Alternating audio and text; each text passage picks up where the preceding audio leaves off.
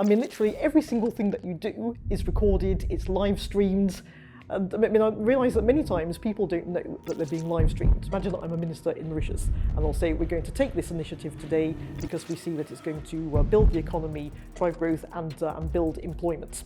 It's like 1, 2, 3. After you've done all of that, then you should ask yourself, would my best friend recognise me? Because if they wouldn't, why not?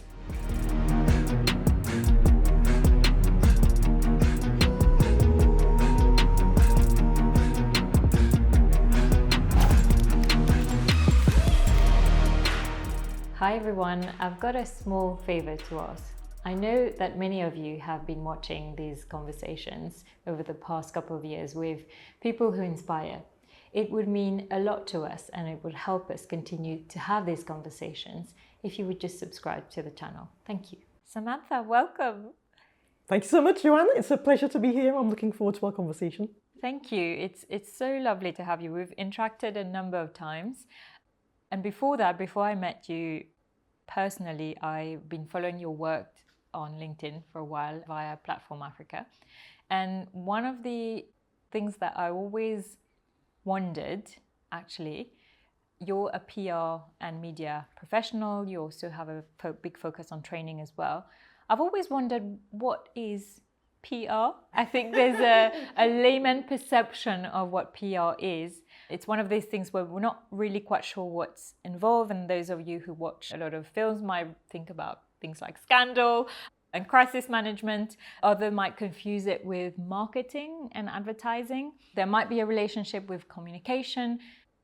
But yeah, I think it will help demystify what is PR. Yes, that's an excellent question, Joanna, and I'm happy that you've asked it. So PR then, so as it is about like putting your best foot forward, whether it's for an organisation, whether it's for yourself or your own personal brand, it's about having a core message and a core philosophy, perhaps, about what is it that you want to promote.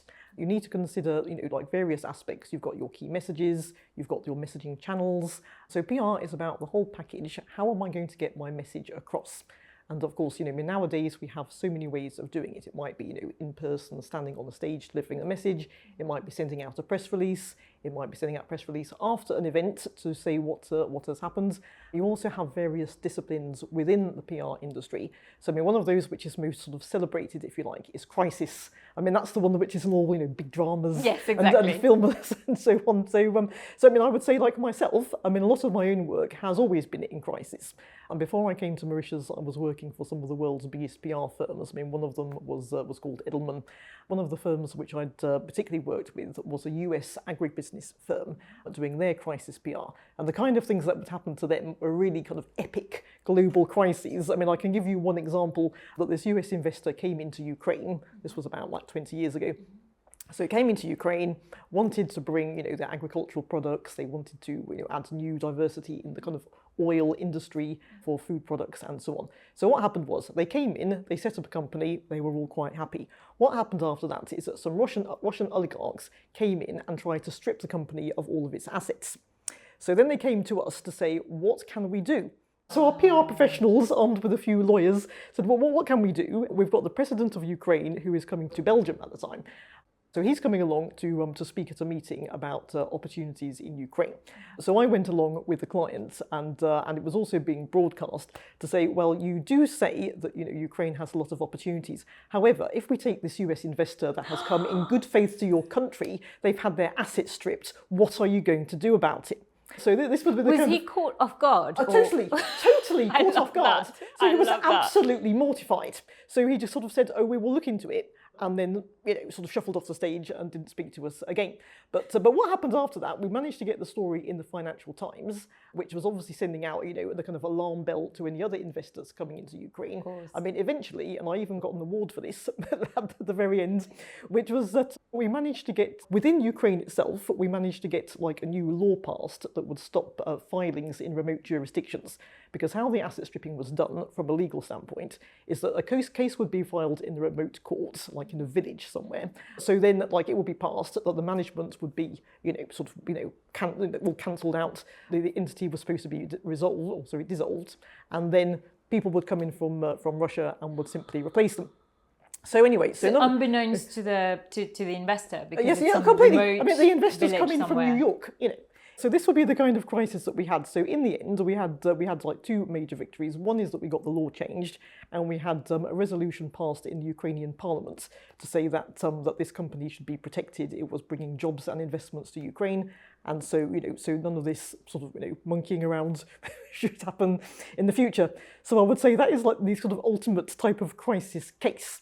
And it was also showing something that was the tip of the iceberg, because there were in fact 3,000 domestic companies in Ukraine who had also had their assets stripped. Then probably couldn't do anything. They couldn't do anything. They were completely powerless, because it's like they didn't have any contacts. It's like they thought, well, I mean, it wasn't only a case of actual, kind of like legal security and certainty. It was a matter of physical security, because people could be personally attacked and so on. So it was a very dangerous situation, really. So, Wow. so this is the type of, this is what I call a real PR crisis. How do you go from this to, I mean, to here now? Well, we still have you ever been bored here? Or, no, but I mean, I did work on lots of sort of anti-corruption cases and so on in Central and Eastern Europe in general. I mean, we also had mining clients from Romania at the time that Romania was coming into the EU.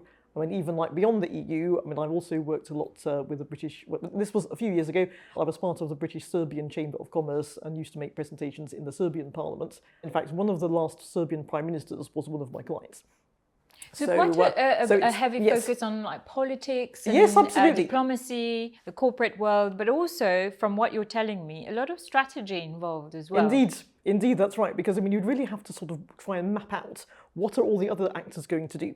Because I mean, PR is also about stakeholder engagements. I mean, if you've got just a corporate product that you're trying to pitch, then maybe that's all that you're going to have. You're not going to bring other stakeholders with you. Whereas if it's something which is like an international campaign, if it's something for NGOs, if it's something to do with like health, for example, you may have many different stakeholders on the field. So you have to work out how can you come together, which of you should be in the forefront so as not to confuse the media. So I think there are many different ways of constructing a PR campaign, and it all depends on who are the various sort of actors on the scene and how can each of them put their part of the story forward. But I would say beyond that, I mean, you also have internal communications, for example, within a company. If you have a company crisis, then it's also the employees that are reading things in the newspaper, like listening to rumours on the grapevine. You might need to have a town hall meeting with your employees. I mean, that is also a PR activity to dispel rumours, to obtain feedback.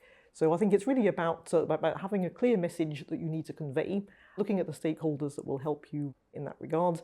I mean, and just trying to protect your reputation. I mean, the problem nowadays is like something can happen, in an instant. I mean, look at and Trump. Go viral. Well, that's right. But so if you look at like Trump and his tariffs, I mean, this is like a really current example. I mean, how many companies that have been exporting happily to the US, from whether it's from Mauritius, whether it's from Africa, Asia, they've all been like happily enough exporting away. It's like, and then one day Trump wakes up, I mean, who knows if it's done on ChatGPT, we'll have no way of knowing. But all of a sudden, there's a major crisis for that company. And also that they have to communicate somehow on it. What are they going to do? Are they going to speak out against the US administration? Are they going to kind of hold fire and see what happens? I mean, now we obviously have got a temporary reprieve, but how long will it last? Except China. So, exactly, that's right, indeed. You mentioned the Trump thing, and I think that's because I still can't make up my mind whether he is a brilliant strategist or whether he's just making it up as he goes on. I haven't made up my mind Indeed, yet. I'm with you. I can't work it out either. Indeed. So do you then think that also, so we've talked about the corporate world, we're looking at from a government perspective or ministry perspective, as you said, there's a message that you need to pass. Do you think that political actors as well, it's important for them to have a good PR as well? Because yes. You could be doing all these great things, no one will ever know about them. And as you said, with social media these days, everything just fires up so quickly.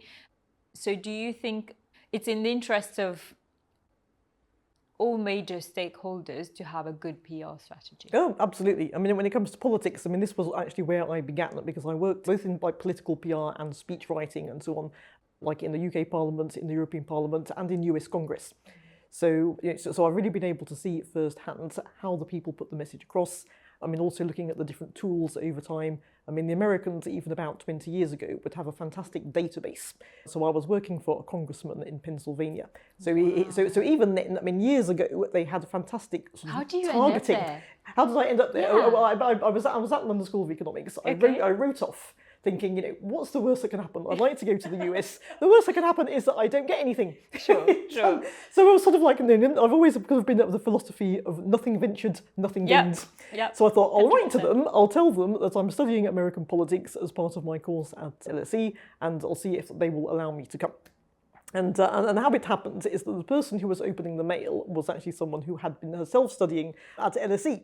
So she said, wow, someone from LSE, it will be brilliant. I'll give her a chance. Exactly, that's right indeed. Amazing. So then it's like we were able to see, well, I was able to see, like, how are you able to target your message? You've got, they would already collect data on which constituents were most concerned about abortion, gun control, all the usual sorts of American interest issues. And they would collect up all of the data, like someone wrote them a postcard saying, I disagree with House Resolution 2851 on giving my social security number. If I want to buy a gun, I think it's against the Constitution. Right. So they would collect up all these sorts of things, and then they would target with their mailings that this is what the congressman is doing in relation to gun control. This is what he's doing in relation to abortion. So I would say the Americans, even years and years ago, were well ahead So of that was most of the well world. before AI, well before Exactly. big data. Exactly, well before all of that. But so then a few years later, then I was working for Edelman, which is the world's largest PR firm. So I was working for them mainly in the Brussels office, but I also worked for a time in the Washington DC office. So it was around like 2005, I think it was. So they'd started something called Edelman Digital. And I was thinking, well, so I remember sitting with a guy who'd been appointed, and he said, I tell you, in future, all PR will be digital. And I was thinking, I don't know. I was thinking, I just need to come in from it's just come from outer space or something. Because at the time, it's there was no AI. We would sit on a call, 45 people on a call with Walmart, It's and everybody was on the phone trying to kind of get their message in that could be heard. And they said, it's all going to be digital. You wait and see. So I said, all right, okay. So it sort of went away. I think I even said, to other people working in the PR industry, Edelman say it's all going to be digital, and everyone would go, yeah, right. Little did they know. However, in the end, it's turned out that they were well ahead of their time, even if I didn't really believe in it. In 2005. Now to think where we are today in 2025, there's just no getting away from it, is there? And the pace at which it's happening, how do you keep up? So before we get into that, I'd love to know then what, you've had a fascinating start to your career. What then brings you to Mauritius? Well, family in the end. Right, okay. So I left the UK when I was 18. So I went then to Spain for a couple of years. It's that I was teaching English. I also got a stint in the British Embassy in Madrid. And that was also another good crisis story, because it was at the time of the BSE crisis of British beef. And it was attached to the Agriculture Secretary. So I used to go around all the different Spanish consumer groups and speak to them to say, this is the process of British beef, being sanitised and, made safe for the Spanish population. So we would say, in the short term, we're doing this, in the medium term, we're doing that, and then the long term, we'll be able to prove, that it's safety for the long term. So even at that point, we had the sort of government communications plan that we were rolling out abroad to build confidence in British beef. But I'd say some places, I think China had the ban for 30 years. It was only about 2 years ago that it actually was lifted. So that has been one of the longest running food crises in British history, which I did have the chance to be part of at the beginning, exactly. So anyway, so I was in Spain. I came briefly, for 3 years, I came to the UK back again to London School of Economics, where I was surrounded by Mauritians, most of them that you meet in courts. Very popular. All of those, all of those you see in the Supreme Court were basically there around, in my living quarters. And, so this is how I first came into contact with Mauritians. And then I moved to Belgium to work in the European Parliament. It was the 1999 election, which was, in fact, it was the beginning of the end of the UK's participation in the EU as a member. Yes. So because it was that year that all of the Eurosceptics came in, and I was part of that grouping, so I basically I was part of the meetings that kind of led us to the exit door. I was there in the room when David Cameron announced that the UK was pulling out of the Federalist group of the European Parliament and creating its own group. He was right in front of me as you're in front of me now. So it's so for all those kind of things, I sort of lived through it. Some of our people who are in our own team of advisors actually left to go and work for the UK Independence Party. And then, in fact, it was their outstandanding PR that actually led the UK out of the EU. Yes, because one can have judgments about whether it was the right thing or the wrong thing, but you have to give credit where credit is due. Well, I mean, there were a lot of probably sort of misleading statements as well. We can debate about that forever, but it also shows the power of, and we see that during various elections as well. I think that across the world, not just in Mauritius, obviously, the power of messaging and Absolutely. what impact it can have on people. It can make or break an election. And you mentioned something else that I'd like to explore, that you mentioned speech writing. And I think that, I don't know what your feelings are about him, but I think that Winston Churchill is probably one of the best speech writers. He was a tremendously gifted writer, from what I understand. I've read some of his speeches. I'm sure there are others across the world who have speeches written for them, and they're just a very good communicator. But my question to you was going to be, how important do you think words are? And how important do you think being able to convey those words are? Well, I mean, delivery is absolutely key, because I mean, on the one hand, I'm working in communications, as you know. That I craft speeches. I have for years crafted speeches on all kind of things. I mean, if I just mention some of those from the different places I've been. I mean, when I was working in the House of Commons, I was the Conservative Party speechwriter on home affairs and drugs. So, like the annual drugs policy speech given in front of the dispatch box would be written by me, for example. Then in the European Parliament, I was writing about like the early fintech, as we know it now. I mean, then we called it, the e-commerce directive, the payment services directive, all this kind of thing. Okay. So we would write like speeches on that. Then in the US, it was much more things about, like veterans. And I would say that the best speech that I have ever seen delivered was by Bill Clinton.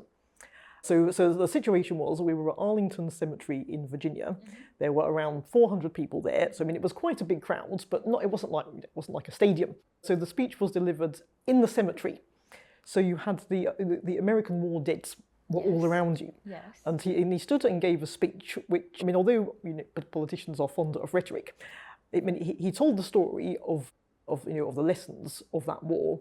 And what how American foreign policy should be conducted in the future, and the way that he delivered it, it was with feeling, it was with the compassion. I mean, you had the drama of where you were. I mean, you were at that cemetery. Those were the people that died, in wars in the US. Was he reading? He had a script, but the way that he delivered it, it was with such feeling. And something about Bill Clinton is that he's a people's person. It's gone against him in the past, but his use of language, his use of dramatic pauses, when he would get to the end of a particularly poignant moment, he would just stop, and the audience would stop to take it in and think, "Wow, this is actually what happened." And it was a way that he could deliver it that you just felt like amazing. I mean, because there was a lot of drama at the time over, Monica Lewinsky, for example. Sure. I mean, I used to stay next door to the Watergate Hotel. I mean, maybe people watching the podcast may not know who Monica Lewinsky is, but I mean, I think most people would know. That's right. She was an intern that provided additional services. Let us free of charge. Exactly, that's right. She was a very, very generous person that she was. So I was staying just next to them, and so she was reported to be, in the Watergate Hotel, and there was a supermarket underneath it. So I would walk around, thinking, am I going to run into her? And I was thinking, if I do, will I say something to her? What will I say? I just don't know. But I would say, Bill Clinton is definitely somebody that made his mark, in ways not only apart from all the political drama. I mean, in a way, I think it's kind of sad that history will remember him for a lot of, wrong things. But actually, at the time, in terms of articulating the message and and looking out, at foreign affairs and so on, that he was literally outstanding, the best that I've ever seen. Because that fascinates me as well. Because I've never used to see myself as someone who would feel comfortable speaking in public, and I don't even know when it happened. I certainly wasn't doing any of that in the UK. It's sort of, I don't know, I just kind of fell into it, I guess. But I guess my question was going to be to you, based on your experience, is it something that you think someone is born with, or is it a skill that they acquire? Definitely a skill. It's, having worked with a number of people over a number of years, I think many people who are nervous about it do consider that I'm not born with it and I won't be able to do it. But the thing is that it's all about technique. I mean, one of the things which is most important is about breathing. Because many people stand up on the stage, but they don't breathe before they start. They forget Well, to breathe. they're kind of stressed in general. So they stand up on the stage. They're slightly sort of nervous. If they've got a paper, they might be slightly trembling with it. So their main aim is to get through it as fast as possible without making a mistake, and then to go and sit down again. Most often people, I've been to a number of conferences even the last couple of weeks, and I've been watching people intensely thinking, now I'm going to be doing my training course this coming week. So I've been sort of scrutinising what to do, what not to do. That's right, I've been looking for examples of particularly good performances and those which are really under par. Because one of the main elements that I find is that people they go to stand on the stage. It's like maybe if you're on a Zoom meeting, you're just sitting down, or sitting down now. But it's like, what is the definition of a performance? I think most people, when they stand on the stage, they don't feel like they're giving a performance. That they don't think, no, if I was it was a Shakespearean play, I would stand up on the stage and I would read out, or I will offer my Shakespearean commentary, and that is a performance. Whereas in fact, it's like anything in front of people is a performance. And there's a particular sort of phrase that I like from Shakespeare, which is going back from, say, it's 402 years ago to As You Like It. So you've got a character who is the melancholy Jack. He's not a central character in the play, which is all about, love, disguise, exile, and so on. So one of Jack's most, iconic phrases is, all the world's a stage. And then he goes on to talk about, that men and women, they are merely players. They all have their exits and their entrances. And what I find compelling about that is to say that it was published in 1623. So here we are, we're 402 years on. Equally true. Exactly, but I would say it's even more so. It's more so. It's more so, because now if you are a corporate leader and you go to make a speech at a conference or you're moderating a panel, I'd say even like a couple of years ago, you would have done it if you fluffed it up in some way, if you forgot where you got to in your speech, or if you introduced the wrong person with the wrong name, or just completely messed up your panel introductions or whatever. People might have had a little snigger and then it would be gone, consigned to the dustbin of history. It's like now, it's like you'll have the media in front of you, you'll have traditional media, you'll have social media, you'll have employees filming on their phone. Literally every single thing that you do is recorded, it's live streamed. And I realise that many times people don't know that they're being live streamed, because as I'm involved in the organisation of many events, it's like the kind of thing that happens is like many venues in Mauritius are booking back to back. Yes. So let's say one day you've got a sort of like a conference on AI at a particular venue, and the following day it's an African conference. Now for those that are setting up all of the equipment and everything, it's like because one of the previous day has only been cleaned up at about 10 or 11 at night. It's too late for the new team to come in. Right. So the new team has had to come in at 5 o'clock in the morning or so, set up everything, get the camera up and running, make sure it's all okay. Now they may decide to leave the camera on, because now if they've got some free food or something going on, they'll go and have a look to see who the speakers are, or just have a sandwich and come back. It's like all the camera is set up, everything is ready to go. They might just leave it running just to make sure that the equipment is working. So when you walk in to an event, it's like you don't know, you might be being recorded now. You might. That's it. Even if it's not being recorded, someone's taking photos of you. Exactly, someone's taking photos of you. You don't know who is recording. Also many journalists these days, because there's so little transport available to them, that if they've got to go to a conference where the minister's going to start speaking at 9 or something, it may be that the transport is not going to be able to take them at that time. So sometimes I meet journalists, with like a Hennessy or like Intercontinental. They might already be there about 7:10 or like 8:15, just because they haven't got any transports to get there at the actual time. Sure. So I walk in and I know who they are, I know them all personally. But if you are a panellist or a speaker, you walk into the room, it's like you don't know who's listening to you, you don't know what's being recorded. So I think now the idea that all's a world's a stage is something which has become more true than it has ever been. And then when it gets to the point where someone is actually appearing on the stage, that's I think one of the worst errors that I see every day. I've seen it earlier this week. Is that say you're on a panel and you've got the moderator, sometimes yourself or other excellent professionals. So the person comes along, the panelist sits on the stage and they have their turn, so they're sort of sitting waiting for it. The problem is, if the thing is being live streamed, then you're on the camera the whole time. The whole time. That's it, you're being live streamed the whole time. Not only when it is your turn. So if you are you're scratching, you're looking around, most people tend to look down when they're not speaking. So then when the photos come back and the videos come back, it looks like everybody's either sleeping or bored. Or checking their phone. Or checking their phone. And this is one of the worst elements where, when it comes to do with phones. I mean, I personally, I'd say that phones should be banned from stages. Would I think be the best way? Take your notes in a little paper, the old-fashioned way. Put your notes on a little card so it looks tidy and you're not faffing about with loads and loads of pages. Yes. But what many people are now doing in conferences is because they haven't got time to print out their speech or their comments or whatever. So they come on the panel, they've got their phone in front of them and they're thinking, it's fine, I'm just going to look at my phone, a couple of notes. When the photos come out, it looks as if you've got your other panellist or whoever who's talking at the other end. They are talking. You look like you couldn't give a monkey's because you look like you're checking your emails because you've got something more important to do than listen to them. You might just be revising your notes, but no one would know that. It's like no one would know that. So when the photos come out, it looks as if all you've been doing is just just checking your own more important business and not listening to the panel. And even on the live streaming, it looks as if you're not interested. So all of this gives the sort of public impression of yourself. So I think that that's your image. That's your brand. Indeed, that's your brand. That is your brand. It's like, are you someone who is engaged, who is interested, who is ready to comment on what other people have said, or are you someone that's only I've got a short amount of time available? I'm just going to come, do my part, go off home, and not be engaging with the others.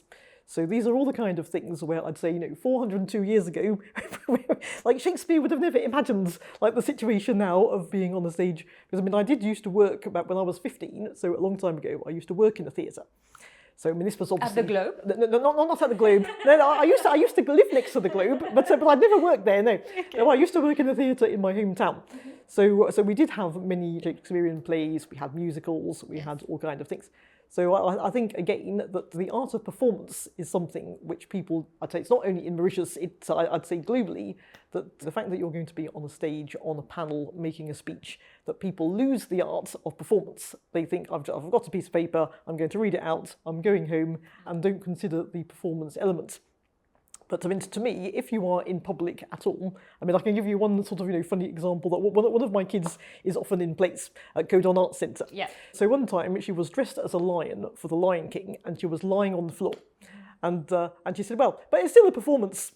It's then she got up and sang after that. Yeah, but she considers rightly that the moment you trained her well then. Exactly. But it's like, for the moment that you've arrived on the stage, even if you're lying down and pretending that the lion is sleeping, that the performance begins the second that you are on the stage. The performance is already up and running, and it doesn't matter if you're lying down flat for half an hour. Even if you've moved a little bit, and then you're going to stand up and sing afterwards, the entire time that you are seen, that is the performance. And I think this is like the biggest mistake that I see across all kinds of events that I am involved in. And this is why I'm also now going to go ahead with this training.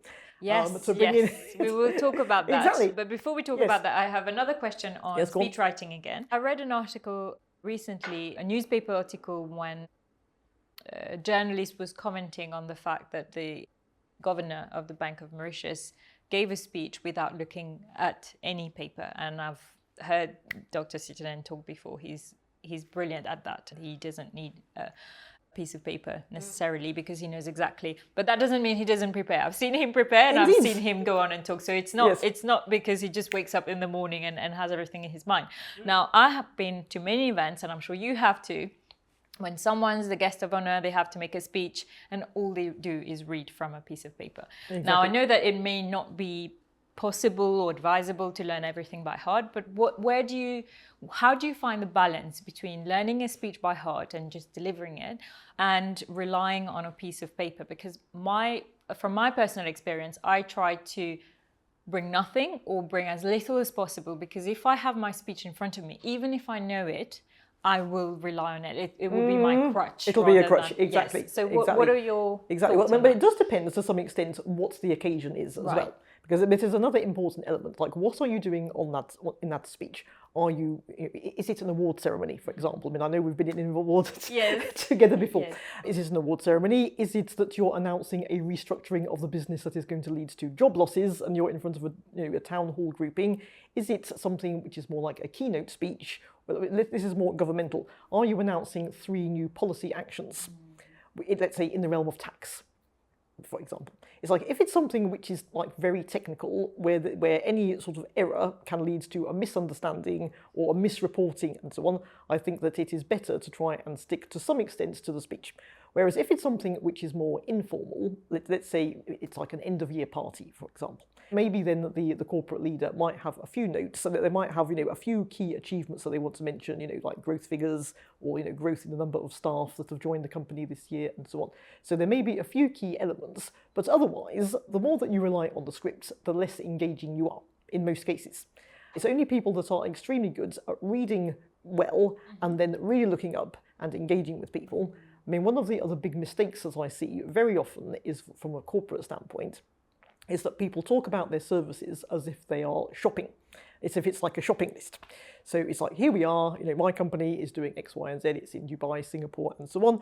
And the kind of things that we are offering to our clientele, it is like wealth management, like fund administration, it is this, it is that. It's like you've maybe got like 7 or 8 things that you're trying to tell. But the problem is that they tend to be read.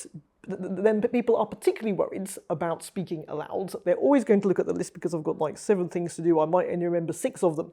So then you have to go back to the list. It's totally unengaging for the audience. I mean, in most cases, people will come to you and speak to you afterwards because you made them feel something in your speech and not because of the 7 services that you just mentioned. Yeah. Which would perhaps make people feel like it's cold calling. Exactly. To some exactly. extent. That's right. So I think that really that people, are more inclined to go with your approach, which is to say to only have the minimum, the most minimal, elements that must be there, have those written down. But if it's possible to have some cards, I mean something that I do with awards, where although I walk in, I know what I'm going to do, I know what's going to happen, and I'm not particularly worried about it. It's fine. But the one thing is that I'm not going to remember is I'm not going to remember the names of the people, and I'm not going to remember the names of their companies. So what I do, I take a set of cards, I sort of string them together, and then I just turn the card. Right. So I say, right, now we're coming to our semi-finalists. It would be an absolute pleasure to welcome, you. So I'll say, first one is this, second one is that. Please come and join me on the stage. But then, if you miss someone in an award, then you're really in trouble. Yes. So I think that you really do have to judge it by the occasion, but to try to use the most minimal amount of props as needed. And then when it comes to rehearsal, I mean, how I normally advise people to rehearse is start off with your original speech. Yes. I mean, maybe that's something that if you're working in a corporate, it might be that someone from the communications team has drafted it for you. But if not, then maybe you've just written it yourself. So the first thing to do is make your first version of the speech. Like, fine. Then you need to go through it again and to work out, have you organised it well? I mean, there's plenty of evidence from all kinds of places that says, like, the rule of 3 is something which is particularly compelling. So if you're able to organise things in sets of 3s, what's good about it is that it is enough information to present a pattern, but it doesn't overload the person that's listening. So I mean, it's used extremely often in politics. I mean, because I have it in my mind that I constantly hear it when I'm listening to political speeches. So if I would say, imagine that I'm a minister in Mauritius, and I'll say, we're going to take this initiative today because we see that it's going to build the economy, drive growth, and build employment. It's like 1, 2, 3. Right. You've got 3 things to tell. And for most speeches, I would say like an advisable structure would be that you have your introduction of yourself and the company, if that's what you're presenting. Imagine it's Mauritius can be a hub for AI. So we'll give like 3 things. First of all, I'd like to explain this and that. You explain it. Second of all, we have this and that. Third, we have this. And then we wind up with a call to action, a conclusion, which should normally be optimistic, unless you want to completely depress everyone that there's no hope in your sector or in your domain. And also bear in mind that sometimes you have a Q&A at the end of the session. I mean, obviously in a panel, you almost always have a Q&A. I mean, when it comes to speeches, it's a bit hit and miss. I mean, you should obviously know in advance if you will or will not have comments afterwards. But I think that there should always be a storyline. And if your conclusion can somehow come back to the beginning, if there's like some sort of circular element, I mean, that's also something that helps the audience to absorb what you've said. But I mean, I think there's a general sort of misconception that by telling as many things as possible, the audience will remember it better. Which is actually... they'll just get lost. Exactly, it is the opposite of the truth. It's like if you're able to stand up and say 3 things and to look at the audience in the eye when you're saying them, and to make sure that the person has understood that well and will take it away with them, this is more powerful than trying to talk about 25 things in a sort of shopping list type of a way. Yeah. So, but I would definitely say that like the lessons from politics are extremely powerful and then can be carried on to the corporate world, to the corporate world, and to so our on. personal life, Exactly. to some extent. I mean, the way we engage with colleagues at work, you know, you don't always need to have a camera, but No. as you say, in some way you're still performing, and performing doesn't need to be you're putting on an act. It's Exactly. just the way that you carry yourself is portraying who you are. People might not know who you are Indeed. unless you show them. Indeed, exactly. I mean, there's who also you one are. point which is to do with authenticity, which is, I think, one good test for anyone who's preparing for a speech is like, say, that they write it, they work out their key points, they practice it several times, they record and play back. After you've done all of that, then you should ask yourself, would my best friend recognise me? Because if they wouldn't, why not? Is it that you're trying to kind of be too clever? Are you trying to make things sound too complicated? Have you just adopted a tone which is completely unlike the one that you've used for anyone that would ever meet you in the street? So these are the kind of elements whereby, you know, if you can watch yourself. I mean, lots of people don't like watching themselves. Even myself, I don't particularly like watching myself. I'll make you watch this podcast. I'll watch it. I'll watch it to see how we look, not to hear how we sound.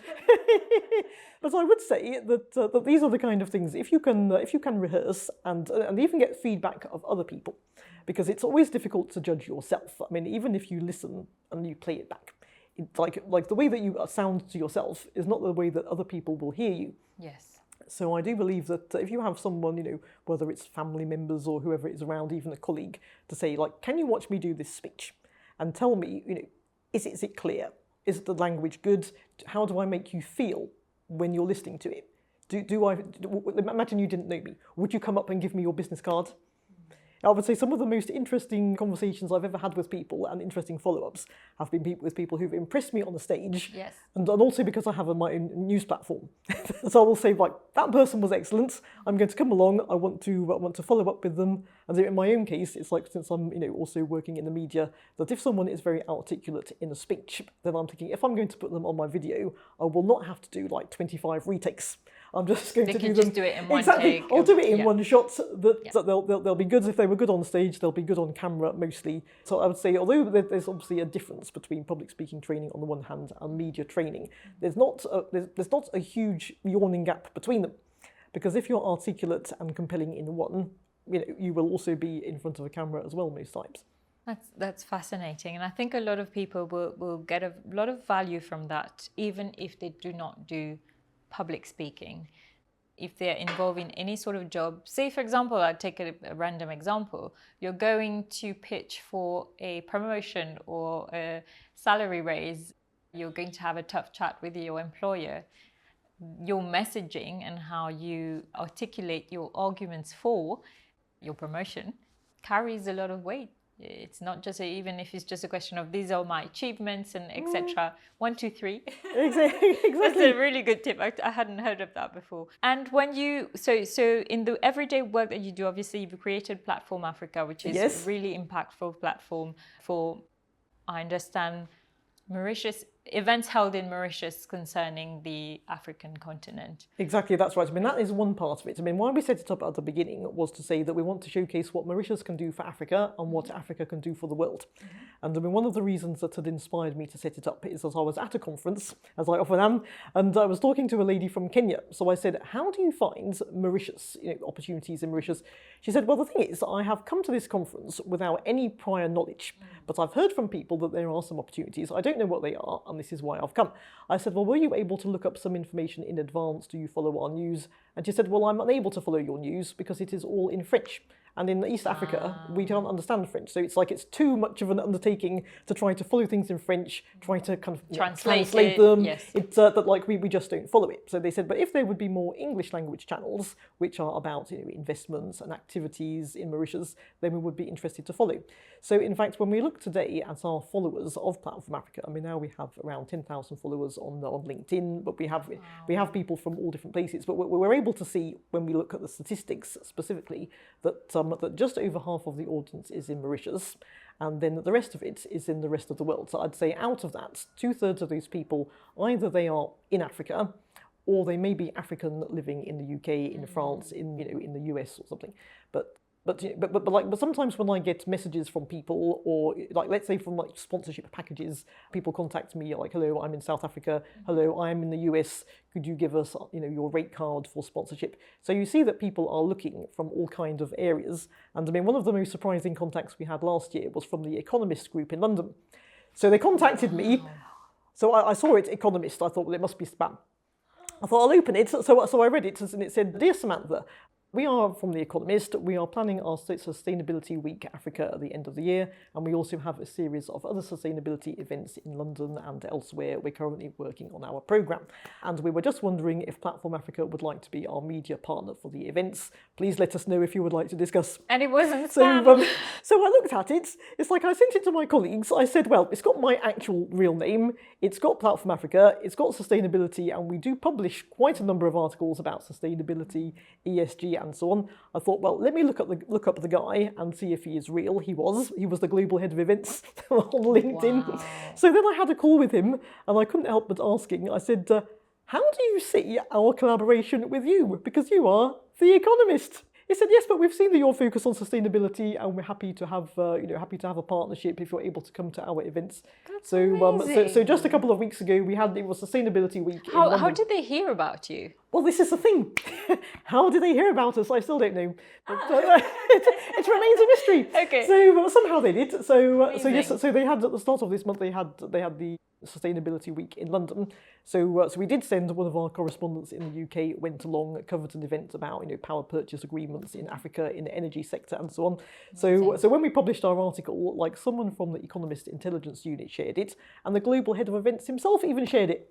That's so brilliant. So he said, well, it's like, like here we are at Mauritius, it's like we try to do what we can, we hope that it's interesting for people, but then from time to time... You have a global impact as well. Exactly. Yeah, So, that's amazing. That's right. I mean, one of the other things that we've also been very heavily focused on for a number of years is telling the stories of women entrepreneurs.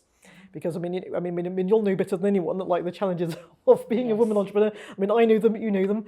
And I mean, trying to get coverage of women entrepreneurs, it's like if you don't have any contacts, if you don't have any money to spend on PR policies and advertising and so on, it's like you're a woman entrepreneur. How are you going to find people to come and buy your services or to get to know you?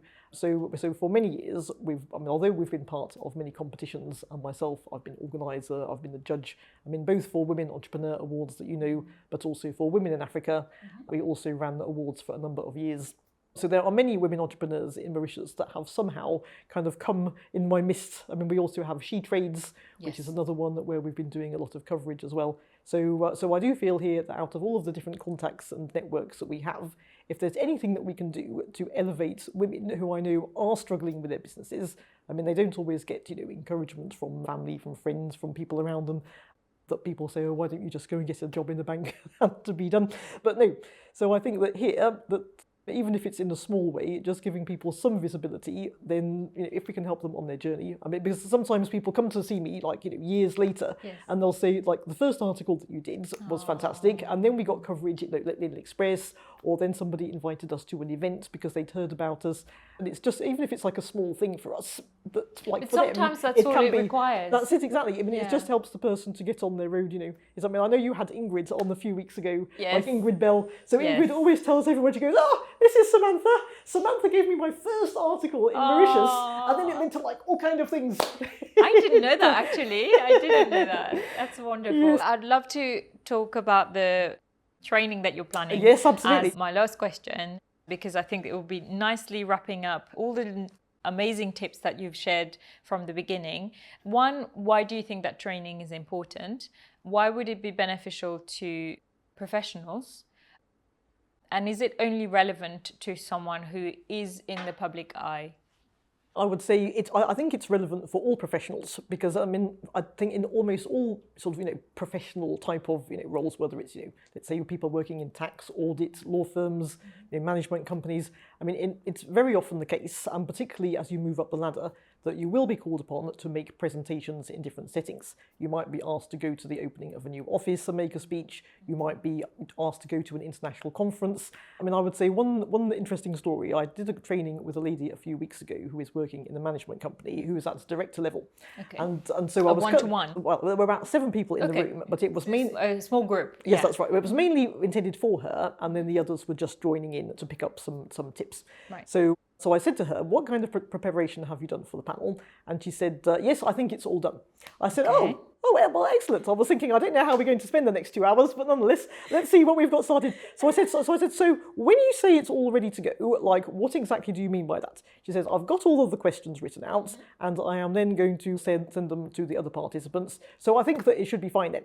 But if you've got any other tips, then we can discuss them here. I said, well, I do have a number of tips since we're here for 2 hours. Yeah. So might as well make use of exactly. That's your right. time. So we took the lady and we sort of put her on the end of the set of chairs, and then we had other colleagues around. So what it had never occurred to her at all was what to do about transitions. Because, I mean, you'll know this better than anyone with all the different moderating panels that you do. But for somebody that is new to moderating, that you do have the impression that all you do is you have 7 questions and you're going to give 1 each and then you're going to go home. It's simply not like that. It should not be like that. It should not be like that. Yes. It's like that. What she hadn't thought about the introduction. She hadn't thought about why it was going to be relevant to the audience. Hadn't considered, what should we tell the audience why we are here? What are we talking about? What we are hoping to conclude by the end? Hadn't thought about any of these things. Also, in terms of the transition between people, how are you proposing to do that? So here we have, Eloine, who is from here. Here we have Paul, who is from there. It's like, we're going to introduce them, fine. We're going to give out the different questions, fine. It's like, now how are you going to make that transition from one to another? So one has been talking about private wealth in Africa, but this one is actually a tax specialist. So how are we going to move from one to the other? So we're going to say something like, well, you've given us some extremely key points about some of the investment issues which are pressing, but obviously tax is always a key issue for any investor coming into a new environment. So let us turn now to my friend Joanne. What do you think about that? Exactly. And let's turn to Joanne. Joanne, here you are, you're a tax lawyer. What can you tell us about the tax angle? And then following that, we will then come on to Fred, let's say. So Fred, will come to you in a moment on the audit aspects. So it's like everybody has got their cue and they'll know when they're going to come in. It's like taking people by surprise always turns out badly. Yes. And especially if they're not expecting exactly, a they're not question. expecting And also, Yes. I find advanced preparation is not just saying, I'm going to ask all of you these questions. That's right. I think you also need to have a broader idea of what they're going to reply. And Exactly. then from their reply, say, well, actually, so-and-so could add something on it before I get to the next question. So it's kind of Exactly. a transition of sorts. It's a sub-question, as it Indeed, were, that's before right. you catch on to the next. That's right. And also the things to check in advance, because I've been caught out myself for some of these things, particularly in African events where I've been the moderator of the panel. So it happened to me one time, I had 4 people who were from all different African countries. I had one from Senegal, one from Zimbabwe, and so on. So the thing was, I had already met the guy from Senegal already. So I'd met him and I'd shaken his hands and he'd said, hello, how are you? I generally understood that he was English speaking, so wasn't foreseeing any kind of problem. When he came onto the panel, he said, no, but it's our government policy to only speak in French. So the other people on the panel were South African. Oh no! So they couldn't understand French, and there was no translation foreseen for the meeting. So these are the kind of things that need to be checked in advance, like with those panelists. Number one, do you speak English or whatever is the language of it? But question, do you intend to speak it on the panel? Because if it's your government policy to speak your own native language, then we have a problem. So how did you? So what I had to do in the end, because I was already moderating the thing. Yes. I said, because although I speak French, I was thinking I wasn't expecting to have to simultaneously interact with him, to translate what he said and then work out what the others were going to do. So what I did in the end, I said, is there anybody who would be kind enough to translate for this gentleman? And then one of the other panelists said, fine, it's fine for me. He said, I've been going to your country very often. So we had the chap. Lucky. Exactly. So we had the chap that spoke, and then I said, would you be kind enough just to give us a quick resume? So then in the meantime, now I'd found a sort of get out of jail free cards on the linguistic side, and then I was still able to do the rest. But also in terms of Q&A, Q&A can be very difficult to manage. Because you never know, that there's often somebody in the audience who's got like their own, political or other agenda. And sometimes it's not to ask questions. Indeed, it's just to make a squeak. Make comments. Exactly. So again, so you can find yourself in these sorts of awkward predicaments where you've got somebody that's talking and talking. How can you stop them? How can you field the questions and so on? So I think the kind of tips that we'll give there is to say, there's a certain, sort of minimal amount of time of politeness says you have to let the person say something. You can't immediately shut them down. But then after, let's say, a minute and a half, to say, well, it's extremely interesting what you have to share, but could we just ask you to come to the question? Thank you very much, sir. Oh, I love that. I'm doing the training with Mind Initiatives, because there we have Ravin Lama and Bhavna Maski. He's coming on the podcast soon, actually. Yes. It'll be brilliant. Yes, but Ravin, he's very funny. He even does laughter therapy, in fact. Oh, that makes sense, because I keep texting him and he just keeps replying with jokes. it's really funny though. No, indeed. But Ravin is truly a master of public speaking. I mean, this is why I actually came to him to say this is something that I would like us to do together. But I mean, I do really truly believe that anyone can actually improve as a speaker, as a panelist, as a panel moderator. Yes. I think it's just having a few tips, because for those that I've done in the past, it's like once they've done the course, they say it's totally opened my eyes. It's like the way that I'm now going to walk into the room, the things that I'm going to do, all the things about not fidgeting, not messing around, not looking distracted, like how I'm going to give cues to people that it's their turn to speak, how to manage the Q&A. It's like it's just once you've heard those things, then it will seem obvious. But if no one's ever told you, the tips, then you'll just try and muddle through. And and so at the end of the day, I mean, both for the company's brand and for your personal brand, it makes all the difference. Thank you so much, Samantha, for your time, for your candor, and for sharing so much wisdom and knowledge with us. Thank you. Thank you, Joanne. It's been an absolute pleasure. So thank you for the kind invitation. Thank you.